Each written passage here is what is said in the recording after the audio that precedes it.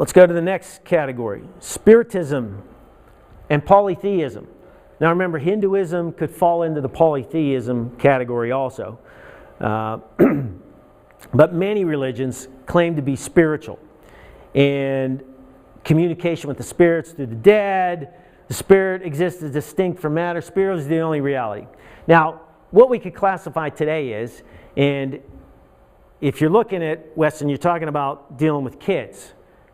Huge thing today with spiritism and demons and werewolves and vampires. They're fascinated with vampires.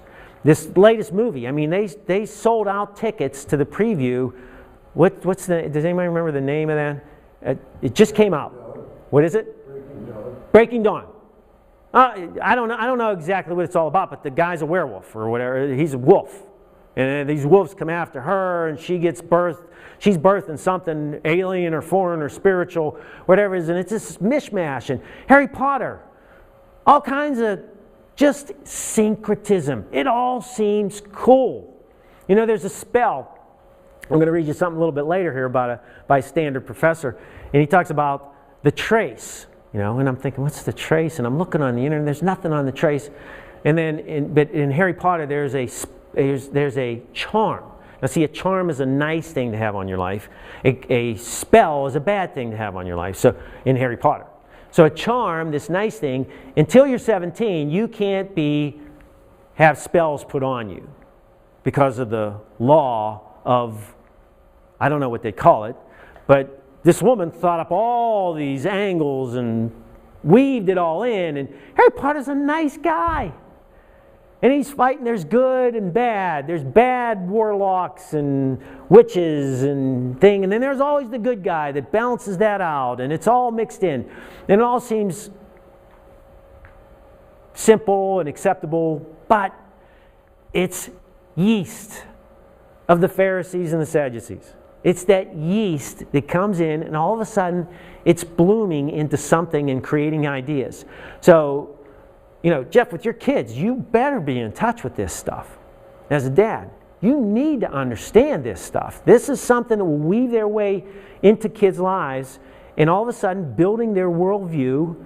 And as they're watching this TV program, they've done studies to prove it, but does it change anything about all the violence the kids see on TV? Doesn't matter. They see how many murders. And one of my favorite stories is this kid that years ago in Kentucky, he had a friend pull the fire alarm. He was out there with a gun when everybody came out and emptied the school, evacuated the school for the fire. He shot like 2 or 3 people. Police find him. They arrest him, take him down to the police station. He's down to the police station, and after a couple hours, he looks at the policeman in all sincerity, and he says, when can I go home? Like, hit the reset button. And that's okay, I just shot some people, but we hit the reset button and I'll just go home and life will be normal as usual. Because that's what the reset button does. When I go out and murder and slaughter people on the video game, I just hit the reset button and it's all okay. So that kind of stuff constantly put in our brains creates a worldview. And it's not a Christian worldview. All right, next one. Postmodernism. This is my good quote here. This is great. I usually don't put a long quote up here to read, but this was cool because it's from one of the leading scholars at one of our top universities in our country, Stanford University, and it's in the Stanford Encyclopedia of Philosophy. So this is his definition of postmodernism. That postmodernism is indefinable, is a truism. That statement alone, you could sit there and look at that and say, what did he just say? Truism. What is a truism? It's something that's like truth. But is it truth? No, it's kind of like truth. Postmodernism is indefinable, so he's making an ambiguous statement, and then he calls it something that's ambiguous. So it's a truism. However, it can be described as a set of critical, strategic, and rhetorical practices employing concepts such as indifference, repetition, the trace, and a simulacrum, and hyperreality to destabilize other concepts such as presence, identity, historical progress, epistemic certainty, that's like knowledge. You know why you're here in existence. And the univocity of meaning, nice big word, but just saying with a single voice. Okay, univocity is voice. Comes up with all these fancy terms, 50-cent words, and what does he really say here? There is no definition for postmodernism. We are in the postmodern age right now, all right? But it has turned into a philosophy, a religion. They wouldn't call it a religion, but kids nowadays, they've done surveys with kids, and they'll say, is there such a thing as truth? Well, there's truth for me, and there's truth for you, but your truth isn't necessarily my truth.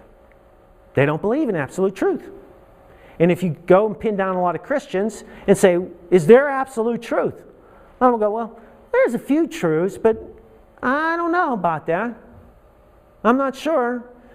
Well, that's why there's only 9% taking on, or 4% taking on the true Christian worldview, because Christianity says, yes, there is absolute truth. Now, there's gray areas, no doubt about it, but there is absolute truth. Jesus said, I am the truth, the way, and the life. So, if we're not believing that, we're not taking on a Christian worldview. All right, our final one is theism. So, if we do theism, there's only, to the best of my knowledge, 3 main categories of theistic believing. And that would be Islam, Judaism, and Christianity. All the rest of them have all kinds of various spin-offs, and if you throw in the Jehovah's Witnesses and the Mormons, well, they believe in theism too, but they're definitely some spin-offs in what would be considered as cults. So theism. So Islam. Islam comes into being about 600 AD, and so in the 600s, it's Prophet Muhammad. Muhammad comes in, he gets his revelation, he calls it and puts it into the book called the Quran. They have another book that they refer to further interpret the Quran and expand on the laws that you hear. And he's the last of the prophets, seen as the last of the prophets, great prophets, and in Islam is considered the last of the great revelational religions. 2 major branches, the Sunni and the Shia. Now, if you look in some countries that are under Muslim rule, there's tons of little factions. I read a book by the former ambassador to Iraq, and it was just a fascinating story how he had to get, I don't know, there's like 30 of these leaders of these different sects of Islam that he had to contend with and try to get them all getting together. And that's just why it's so difficult in Muslim countries to get everybody on the same page. They're all got their own little spin-offs of what they believe. And here's where I was talking about the modernists, the traditionalists, and the fundamentalists. And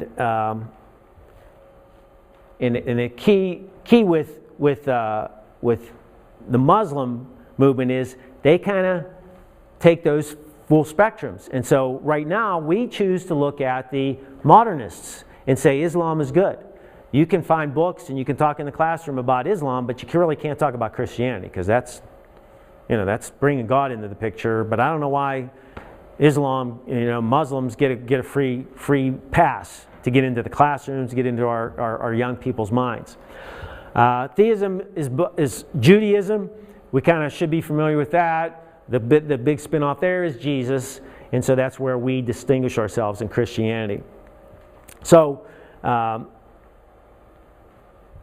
that's sort of the, get into this worldview. Now, 3 steps to a true worldview is committing to a Christian worldview.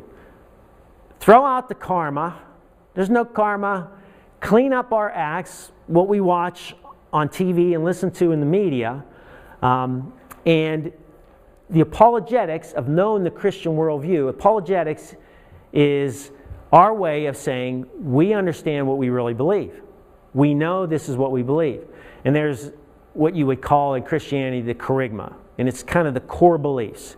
And that's why you have all these different denominations. But they all believe in the core beliefs that Jesus came if you want to break down and somebody's attacking Christianity, there's usually 3 things that they look at and they've got a problem with. So if you don't get to that core issue, you could be arguing and discussing Christianity all you want, and you'll never come to any conclusion. But it's usually origins, which I think we've got the best story going. All right? And the next one would be Jesus, the deity of Jesus. They got a problem with him. And then finally, the divine inspiration of the Bible. Okay, those are 3 categories. If you want to reduce the argument, and you got somebody that's got an issue with Christianity, you can reduce the argument usually to one of those 3. At least one, if not all of them. All right? That's the basic argument. Now, you go back to Islam, and they have no problems with Abraham, Moses, and Jesus. They got some little different interpretation of that, but they don't think that Isaac was taken up the mountain to be sacrificed. They think that Ishmael, which was Abraham's son by the maidservant of Sarah, because they tried to jump the gun, they didn't wait for God, they didn't believe in God, so now they create, just imagine, we would not have literally the Muslim world if Abraham had waited. That whole thing in the Middle East would not be, I'm sure, due to sinful nature of mankind. We would have issues. But that's where it all started. That was the rift. That was the start of the Islam nation. So right there, Muslims think that Ishmael was the one that was sacrificed and that he inherited the blessing of Abraham. And so then when you get to Jesus, they think Jesus is a pretty cool guy. But he wasn't the Son of God. He was a good prophet. But the problem with that is, if you read the New Testament, Jesus made it really clear who he thought he was. So we get back to C.S. Lewis' discussion about Jesus is one of 3 things. He's either a liar, because he said he was the Son of God. He's a lunatic. He was deluded into thinking he was the Son of God, or he was the Son of God. There's too many writings, too much documentation in and out of the Bible that discusses who this man was and that he existed and what he said what he talked about himself. So that's where you run into some problems. Next thing we could do is eliminate this syncretism. We talked about luck. You know, if you believe in luck, you don't believe in a Christian worldview. That's where you're falling short. There is no such thing as luck. God doesn't just get up there and say, well, you know what, Ed, you got something going on, let's roll the dice and see what happens.